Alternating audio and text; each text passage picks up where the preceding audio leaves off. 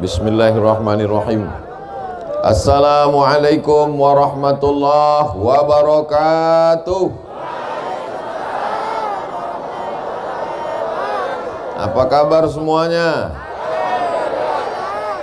Tidak ada nikmat yang paling besar kecuali nikmat iman dan Islam. Kalau ada orang hidup tapi tidak beriman, matinya dimakan cacing tanah, betul? Kaya, punya duit banyak, punya jabatan, sawahnya seluas mata memandang, rumahnya sebesar lapangan sepak bola, mati apa tak mati?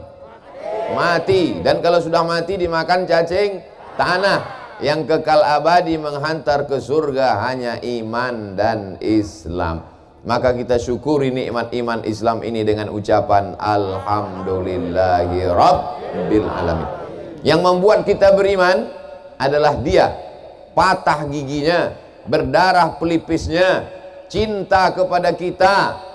Tidak dia minta malaikat untuk meratakan dunia ini dengan tanah, tapi dia minta supaya hidayah itu sampai ke Lampung. Maka kita balas kebaikannya dengan mengucapkan salawat Allahumma sholli ala Sayyidina Muhammad wa ala ali Sayyidina Muhammad. Salawat kita dari Lampung dibawa sampai ke makam Nabi Muhammad di Masjid Nabawi. Inilah salawat dari umatmu wahai Muhammad sallallahu alaihi wasallam. Dari mana salawat ini datang wahai para malaikat? Salawat ini datang dari Lampung.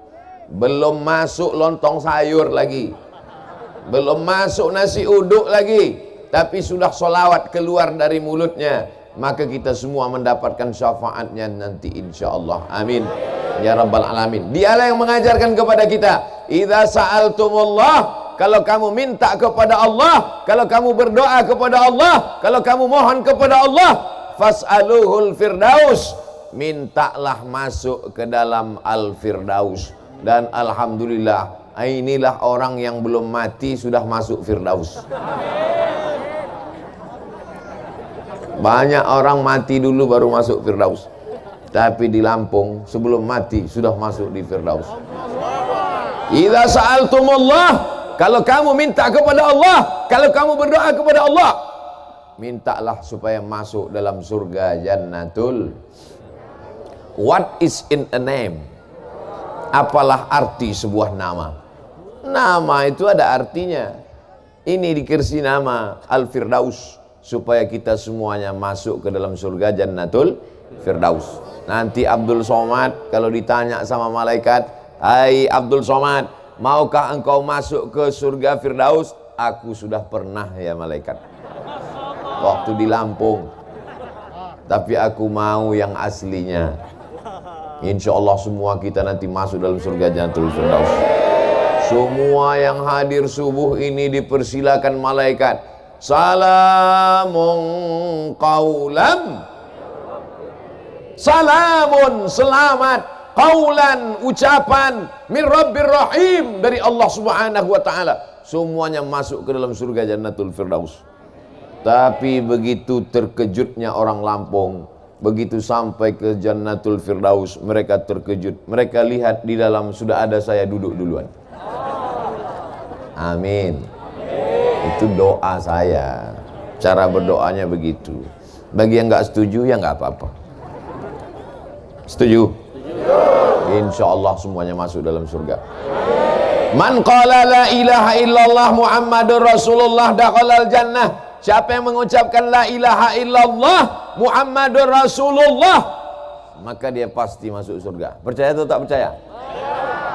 Yang nggak percaya terserah. Tengok aja nanti masuk neraka.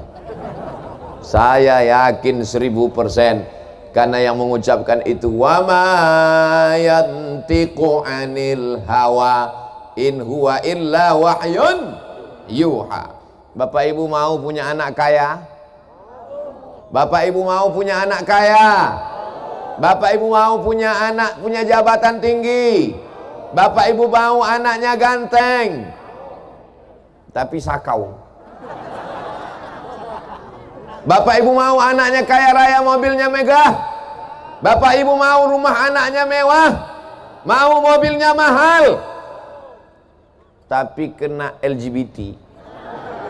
Maka cara menyelamatkan anak kita tidak lain, tidak bukan, benteng terakhir menyelamatkan anak kita adalah dengan masuk pesantren.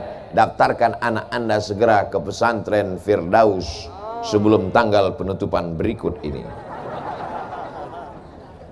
Sekarang semua orang belajar online, bukunya online, ustadznya online, santrinya online, ujiannya online, bayar uang sekolahnya offline,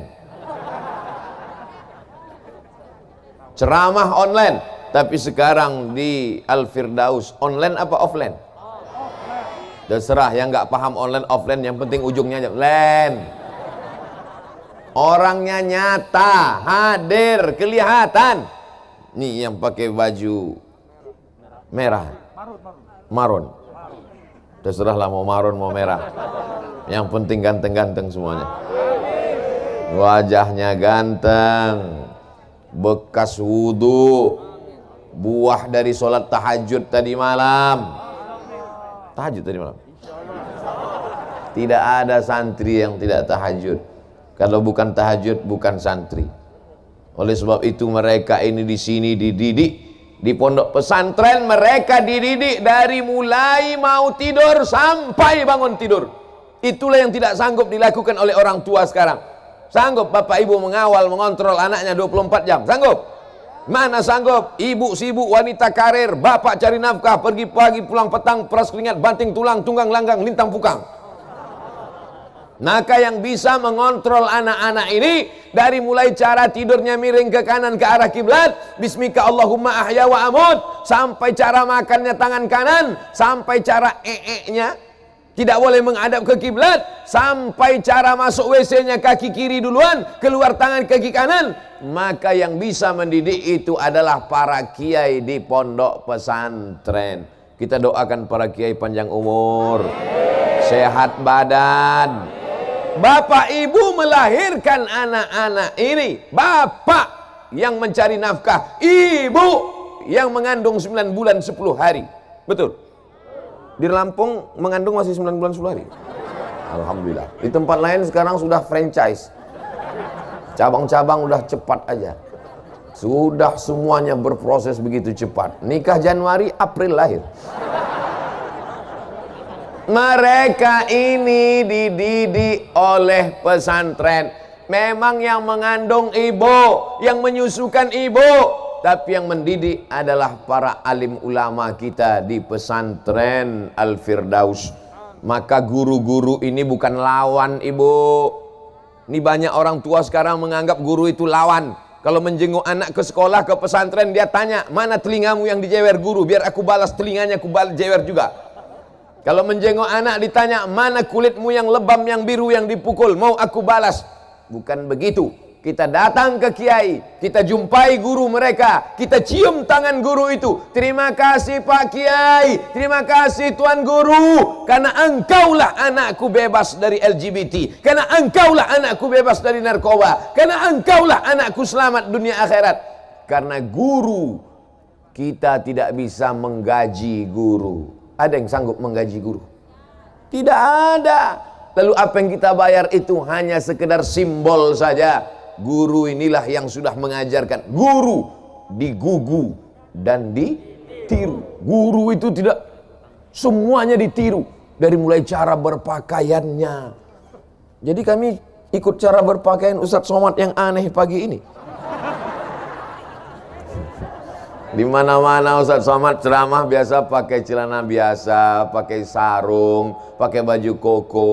Saya yakin dan percaya dari tatapan mata mau kulihat ada tanda tanya. Saya habis dari sini nanti ada perjuangan besar. Apa dia Pak Ustadz? Saksikan videonya nanti. Oleh sebab itu, maka hari ini pertemuan yang luar biasa ini saya mau menyampaikan ujung tombak bangsa Indonesia. Kita sudah berhadapan dengan Belanda, sudah berhadapan dengan Jepang, sudah berhadapan dengan komunis, dan ini bulan September. Sudah tanggal 25. Masih ingat yang terjadi tanggal 30 September? Darah itu merah, jenderal. Pisau silet dicongkel biji matanya. Mau itu terulang kembali? Tidak. Maka benteng terlahir perlawanan kita adalah tembok terakhir membentengi anak-anak kita adalah pondok pesantren. Di mana-mana saya ceramah, tembok terakhir, tembok pesantren. Masalahnya di pesantren Firdaus nggak ada temboknya. Jadi saya biasanya kalau ceramah saya tunjuk tembok. Tembok itulah benteng terakhir. Kalau tembok itu tumbang, hancur anak-anak kita. Temboknya dari tadi saya perhatikan nggak ada. Beginilah pesantren yang ideal. Pesantren tanpa tembok menyatu dengan masyarakat. Sekarang kita melihat ada pondok pesantren di tengah kampung, temboknya setinggi mata memandang. Waktu di dalam tembok orang sholat berjamaah, di dalam tembok orang baca Quran, di dalam tembok orang jilbabnya panjang. Begitu keluar dari tembok langsung kelepak bala 6. Pesantren tidak berpengaruh terhadap masyarakat. Pesantren Al-Firdaus tidak demikian, menyatu dengan masyarakat. Makanya tadi saya tanya, ini kita di mana ini? Ini pesantren. Kok nggak ada pintu gerbangnya?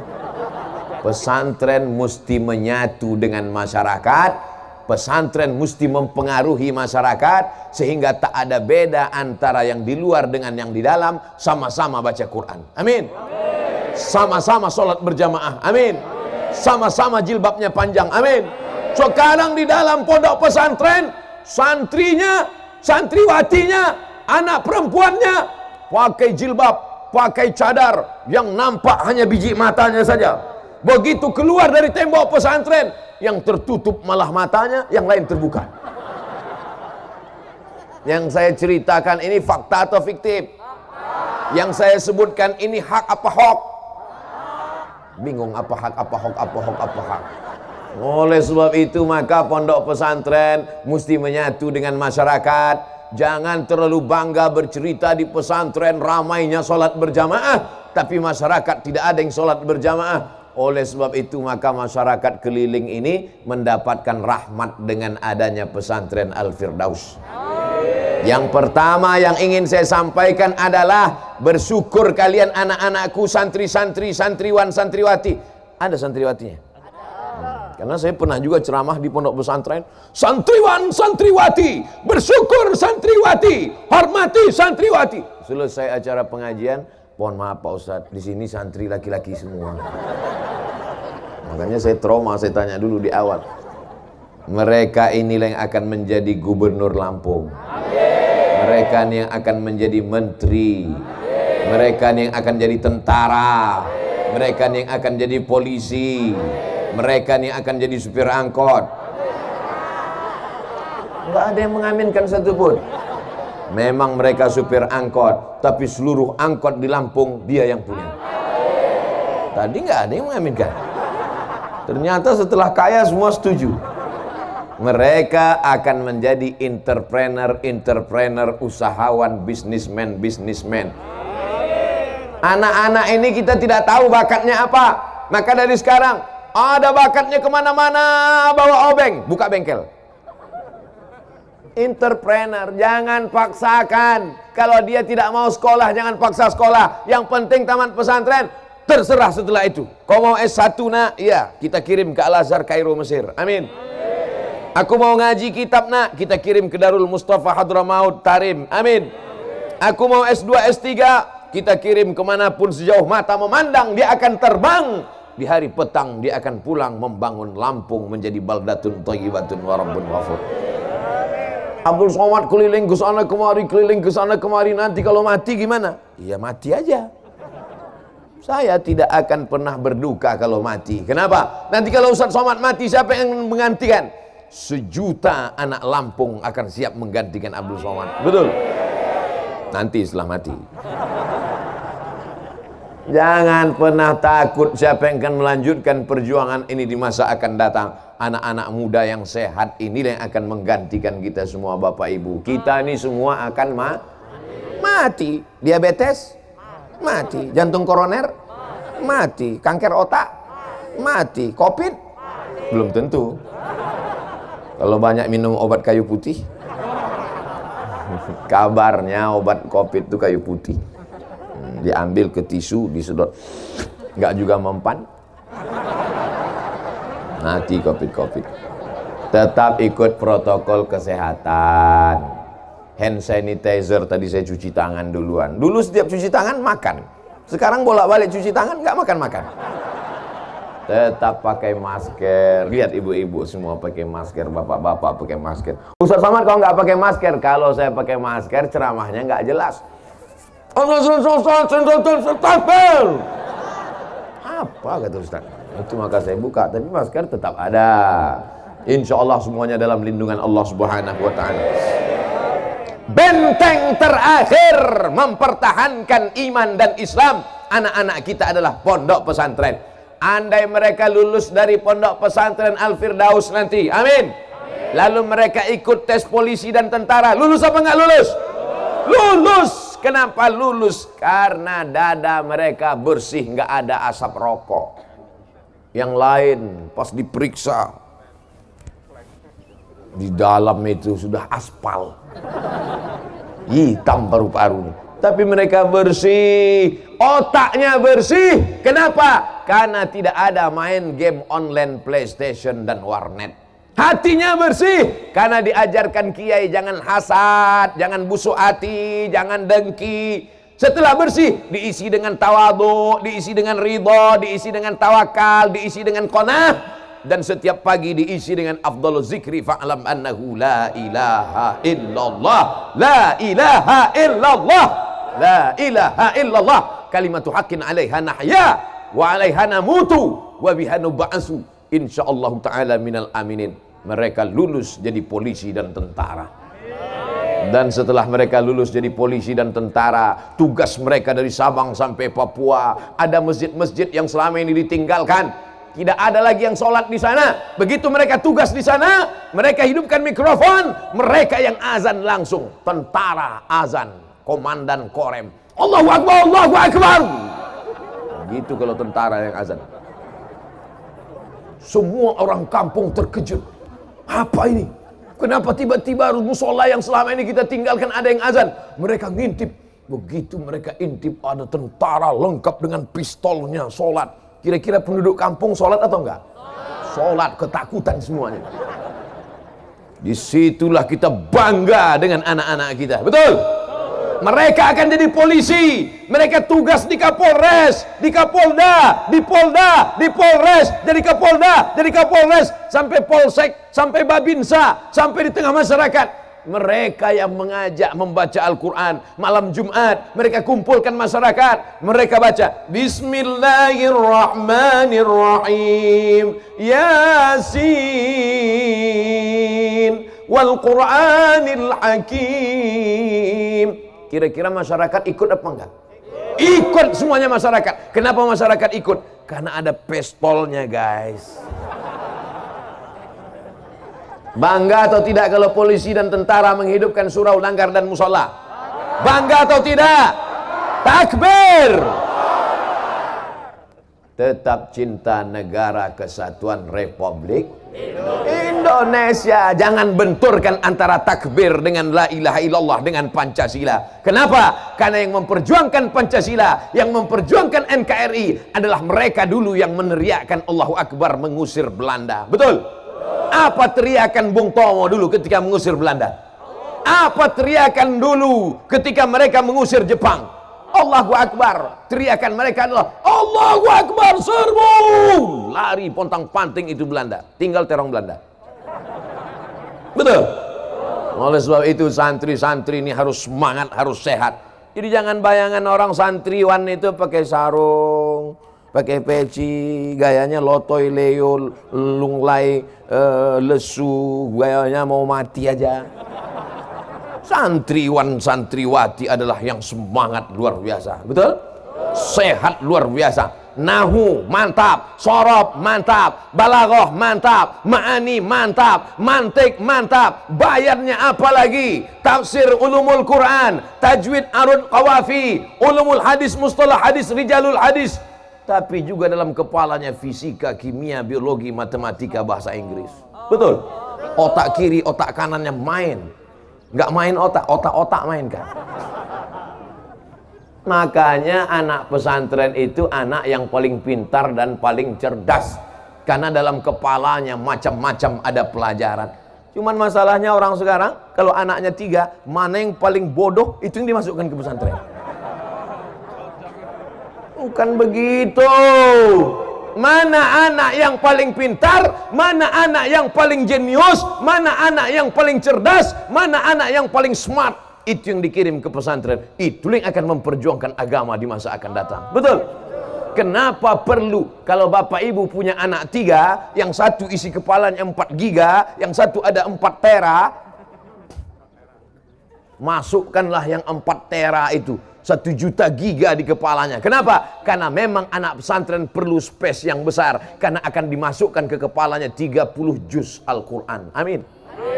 Akan dimasukkan ke kepalanya Sahih Bukhari 7.275 hadis. Nanti setelah itu akan masuk dalam kepalanya Musnad Ahmad bin Hanbal 40.000 hadis. Sehingga anak-anak ini ketika dipejamkan mata, nampaknya Al-Fatihah, Al-Baqarah, Ali Imran, An-Nisa, Al-Maidah. Bukan macam kita, begitu pejam kepala nampak ayam pop. Saudaraku yang dimuliakan Allah Subhanahu wa taala, siap memasukkan anaknya ke pesantren? Siap berpisah dengan anak-anaknya? Bapak yang bilang siap, ibu belum tentu. Dia yang mengandung 9 bulan 10 hari, mereka yang menyusukan anaknya 2 tahun, berpisah dengan anak itu berat, Dilan. Berat atau enggak berat, Bu? Berat.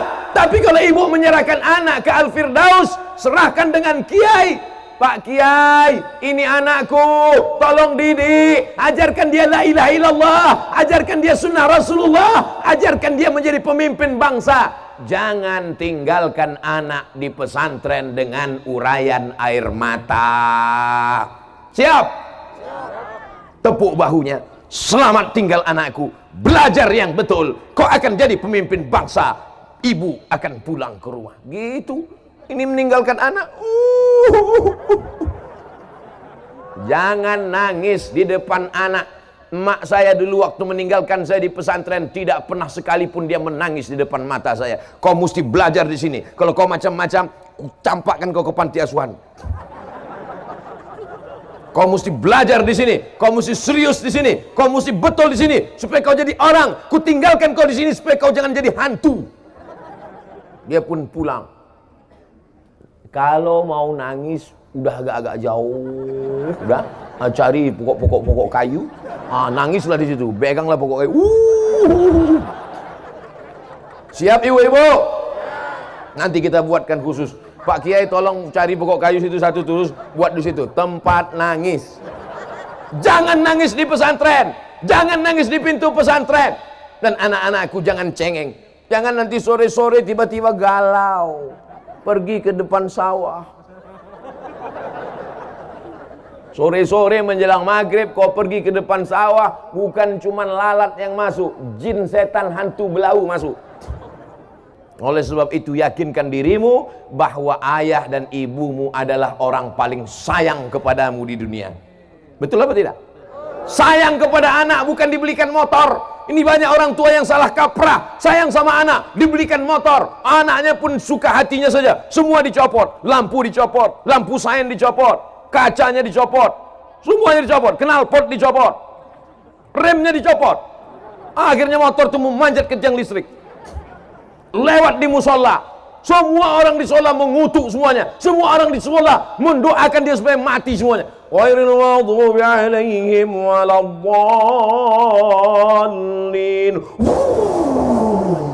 Apa kata orang di musola? Mampus. Amin. Mampus betulan. Tapi anak-anakku sekalian, kalian belajar di sini. Tapi Pak Ustadz, kami mau masa muda. Nanti kalau kamu di pesantren, nanti kami nggak pandai naik motor. Ustadz Abdul Somad sekarang kemana-mana naik motor terus. Di sini aja nggak dikasih naik motor. Oleh sebab itu makanya tidak ada masa muda yang terlewatkan. Anak-anak pesantren tetap semangat. Masih semangat? Ustadz Somad mulai ceramah tadi 5:30. Sekarang sudah jam 6:05. Waktu kita 25 menit lagi. Dimanapun ceramah tetap 600 ml. Oh, 2 botol pagi ini. Ada susu lagi. Bapak Ibu yang dimuliakan Allah Subhanahu wa taala, santrinya sudah saya ceramahi, orang tuanya juga sudah saya ceramahi. Sekarang masyarakatnya secara umum, bersyukurlah masyarakat ada pondok pesantren. Kalau pesantren ini kurang beras, siap ngasih beras untuk santri-santrinya? Datang kemari bawakan beras. Kiai nggak perlu beras karena kiai tak makan banyak puasa Senin Kamis. Pak Kiai, ini untuk santri. Beras yang kau makan penuh rice cooker busuk. Betul. Beras yang dimakan itu busuk kan? Ma'akal tafa'afnaita yang kau makan busuk. Wa malabis tafa'ablaita yang kau pakai lapuk. Wa matasaddaqta yang kau sedekahkan. Itulah yang akan kekal abadi. Pondok pesantren kalau kurang kelas datang kemari, temui Pak Kiai, temui guru. Pak Kiai, mana yang kerasnya kurang? Saya mau lihat. Apalagi yang kurang Pak Kiai? Semen berapa sak? Batu bata berapa? Berapa lagi semen? Berapa lagi kosen? Berapa lagi pintu? Mau bantu? Enggak, mau survei aja. Kau bangun rumahmu besar, kamarnya 10, kamar mandinya 20. Kau bangun rumahmu sejauh mata memandang. Ketika kau akan mati, kau tetap akan masuk ke dalam lubang tanah 2 meter kali 1 meter. Tidak sabar tanah itu menjepitmu. Kata tanah, sudah bergoyang-goyang itu tepi kubur itu mau menjepitmu. Begitu kau masuk ke dalam, langsung saja. Begitu cerita sedekah, langsung kotak-kotaknya sudah siap. Are you ready to rock? Sebarkan kotak-kotak. Jangan sebar ke bapak-bapak, mereka nggak ada punya duit. Semua duit mereka dipegang ibu-ibu. Sebab ibu ini takut mereka kawin lagi. Betul kan, Bu?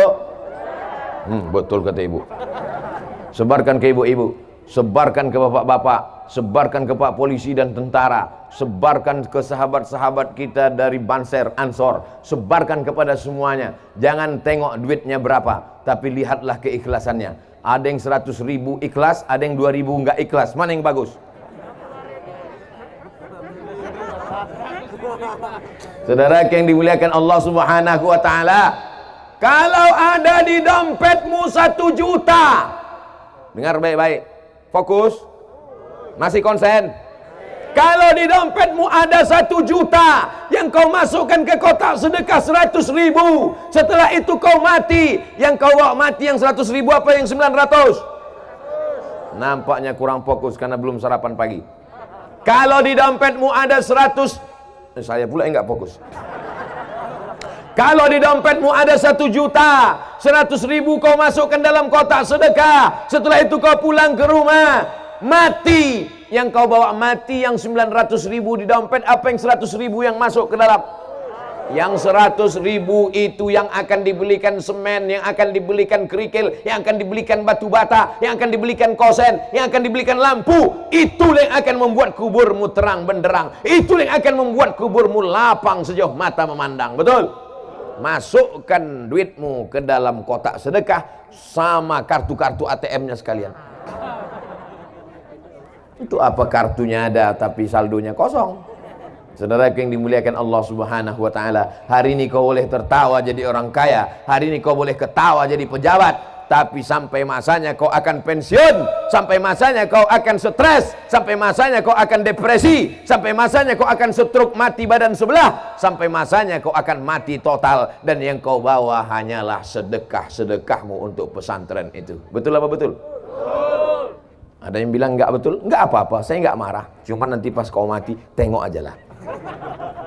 Malaikat maut akan mengambil martil palu besar, Malaikat mungkar nakir memukulkannya ke kepalamu sekali pukul, masuk jasadmu, badanmu ke dalam bumi lapisan yang ketujuh.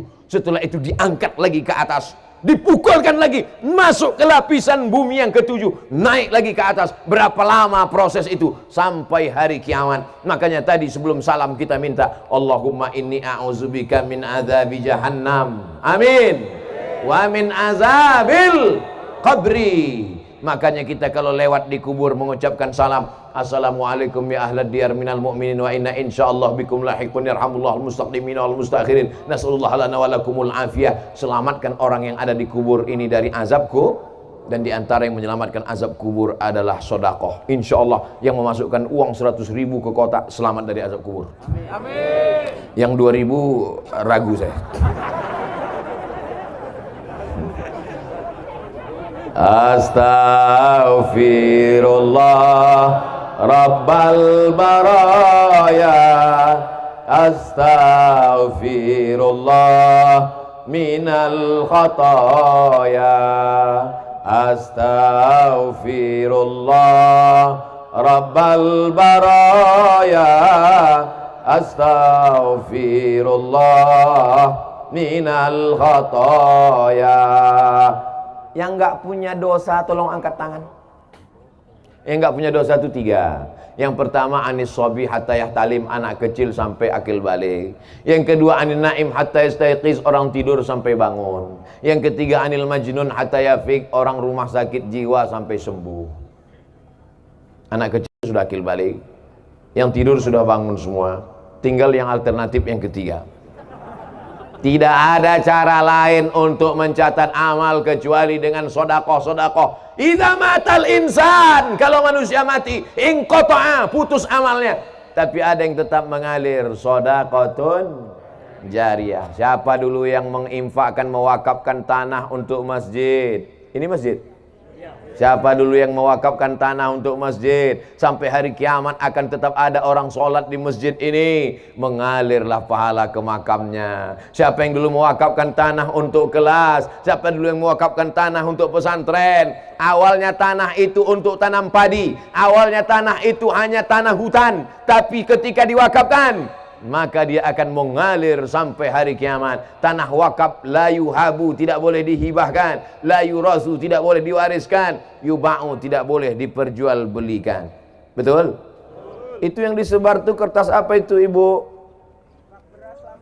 Impak beras Lampung. Coba saya bawa kertasnya, tengok apa isi impak beras Lampung. Masya Allah. Mari bahagiakan sahabat yatim dan penghafal Quran. Mau menjadi orang tua asuh, sisihkan 25.000 setiap bulan. Siap ngasih 25.000 tiap bulan? Hanya 25.000, Beb. Bukan banyak. 25.000 tiap bulan ditransfer ke Bank Syariah Mandiri. Kodenya 451 7999 665227. Gerakan Impak Beras Lampung. Datang ke kantor. Dan sekarang alhamdulillah di Lampung sudah terkumpul tiap bulan 5 ton beras. Banyak apa enggak 5 ton itu? Banyak apa enggak? Tapi saya bulan lalu ke Yogyakarta sudah terkumpul 40 ton. Di Bandung 90 ton. 5 ton masih banyak apa dikit? Tadi katanya banyak.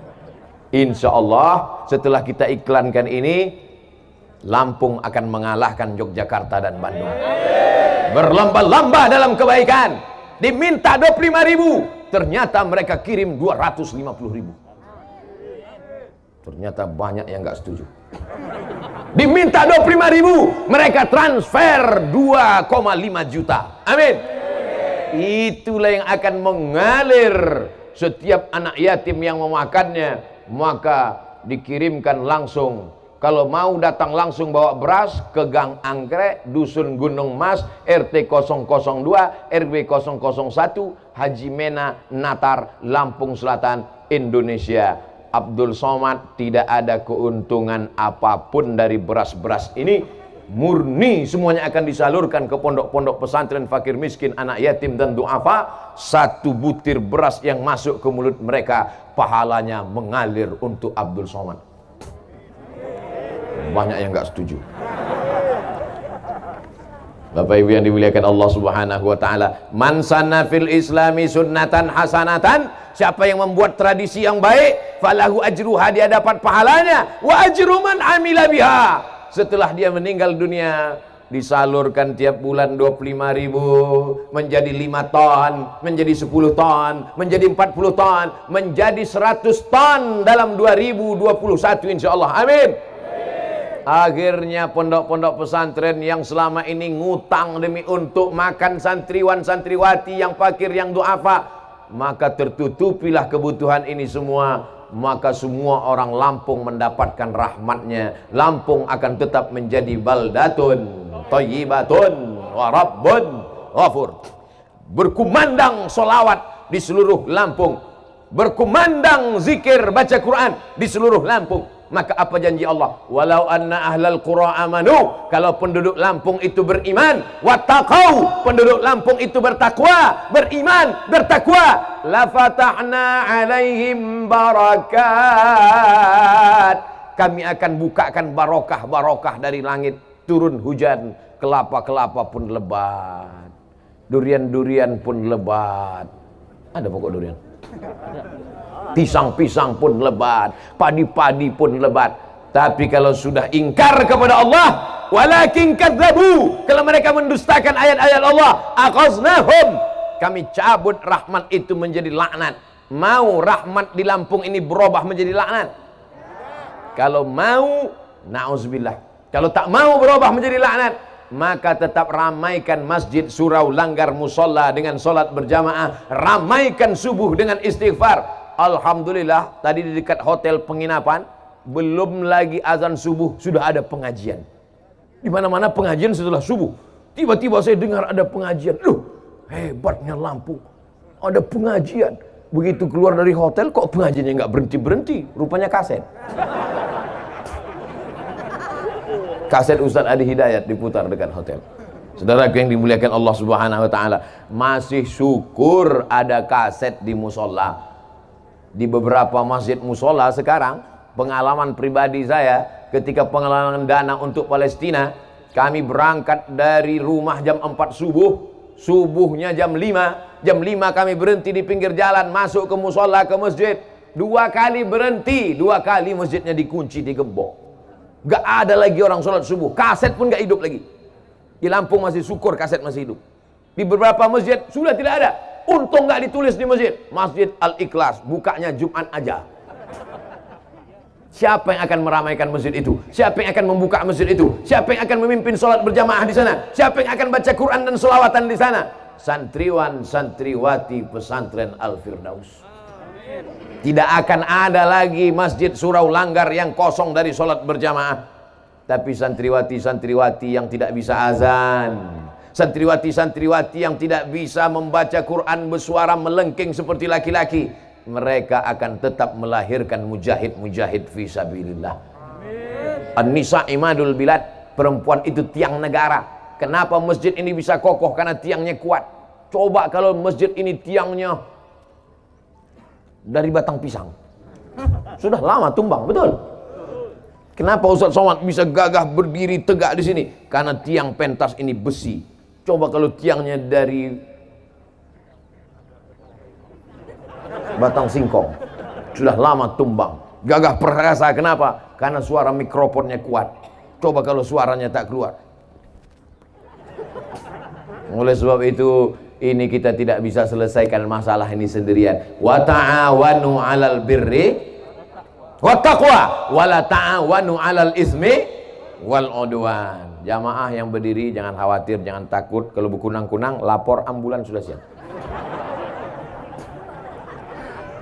Inilah ceramah yang paling lengkap semuanya. Tentara ada, polisi ada, banser ada, Satpol PP ada, semuanya ada. Ya, biker subuhan ada, biker subuhan siap.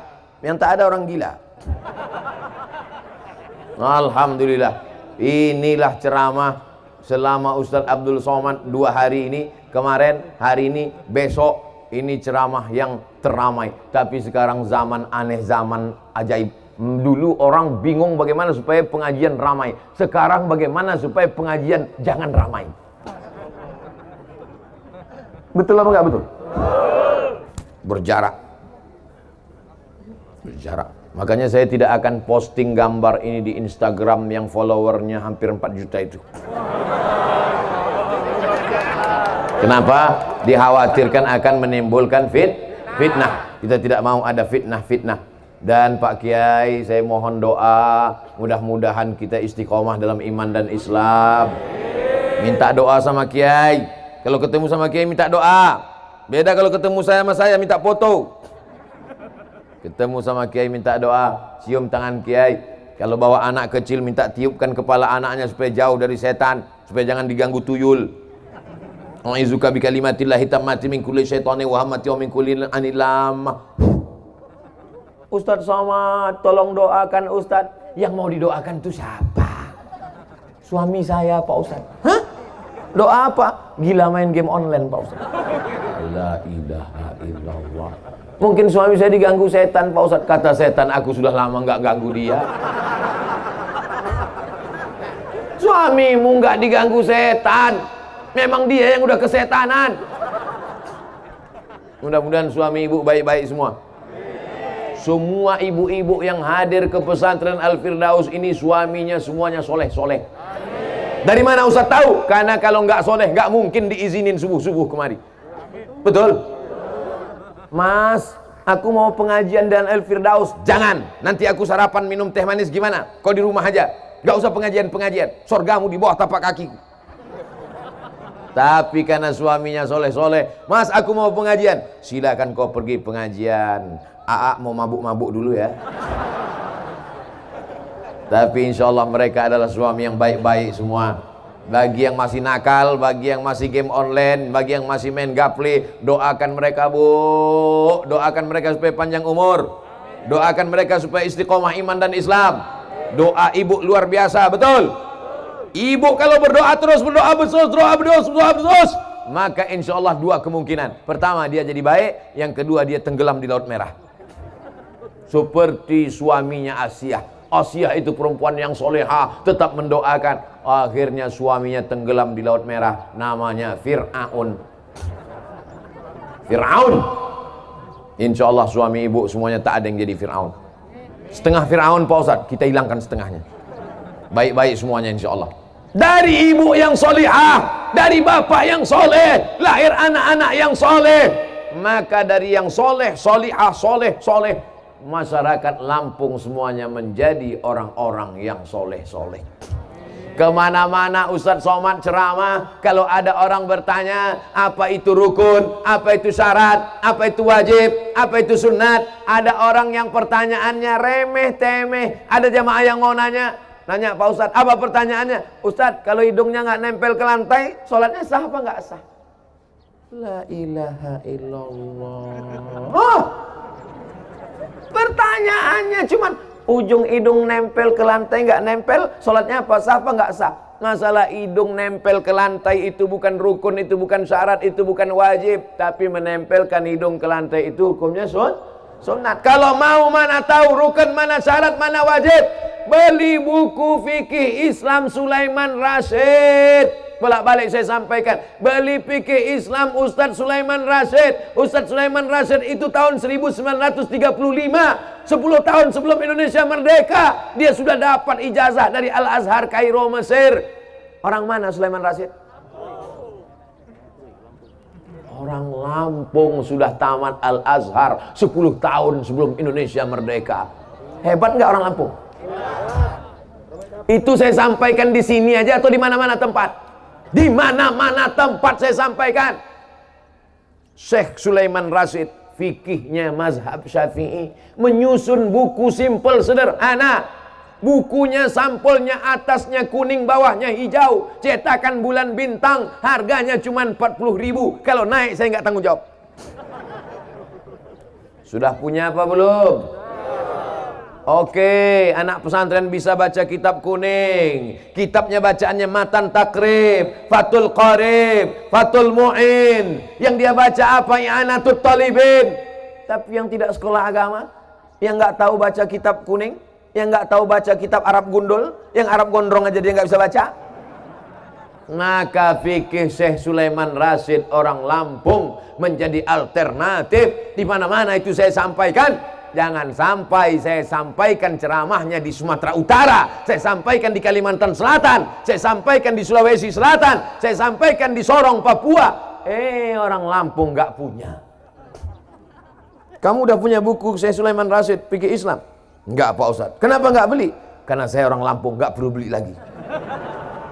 Saudaraku yang dimuliakan Allah Subhanahu wa taala, saya tidak tahu di mana rumah Syekh Sulaiman Rasyid. Saya tidak tahu berapa anaknya, di mana rumahnya. Orangnya sudah lama meninggal dunia. Jabatannya pernah menjadi rektor IAIN Lampung. Tapi bukunya sampai hari ini kekal abadi. Apa pelajaran dari sini? Anak-anakku santriwan santriwati pesantren Al-Firdaus, menulislah nak, menulislah supaya orang di masa akan datang tahu bahwa kau pernah hidup di masa lalu. Kalau kalian meninggal dunia, rumah akan hancur, tapi tulisan kalian tak pernah hancur. Maka menulislah. Nanti selesai dari sini, tulis. Hari ini tanggal 25 September datang seorang penceramah ke tempat kami, namanya Ustadz Abdul Somad. Isi ceramahnya aku pun gak begitu konsen tak apa-apa aja. Aku lebih fokus lihat warna celananya. Tulisan kalian itu akan dibaca oleh anak kalian 20 tahun, 30 tahun akan datang. Pada saat itu sebagian bapak-bapak, ibu-ibu ini sudah meninggal dunia. Tapi Ustaz Somad masih hidup. Dan mereka akan berjumpa dengan anak-anak kalian. Ustaz Abdul Somad waktu itu bangga. Kenapa? Karena bapaknya soleh, alumni pesantren Al-Firdaus. Anak-anaknya pun juga akan melanjutkan perjuangan ini insya Allah. Amin. Silih berganti, tongkat estafet dilanjutkan, mati satu generasi. Pertamanya hijau, seperti tanaman padi, hijau. Setelah hijau, padi pun mulai menguning. Setelah menguning, dia pun dipetik, dituai. Setelah itu padi pun akan mati. Sekarang sedang hijau, sudah mulai menguning, sudah mulai lapuk. Ustadz kalau pas cerita lapuknya ke kami, oke, sudah mulai lapuk. Dan tak lama lagi akan mati. Teganya. Sekarang sedang hijau, sedang mekar-mekarnya padi, sedang hijau di tengah sawah. Tak lama lagi akan menguning. Setelah itu akan dituai, padi berubah menjadi beras. Setelah itu tanah pun akan mati. Begitulah siklus. Dulu yang mengisi Lampung ini nenek moyang kita. Nenek moyang kita mati digantikan oleh bapak ibu kita. Bapak ibu kita tua meninggal digantikan oleh kita. Dan kita pun tak lama lagi akan menghadap Allah. Putus asakah kita? Tidak. Karena anak cucu kita akan mewarisi Lampung tetap menjadi baldatun thayyibatun wa rabbun ghafur. Waktu memisahkan kita. 60 menit bersama orang soleh tak terasa. Betul? Kalian iyalah duduk. Aku berdiri dari tadi.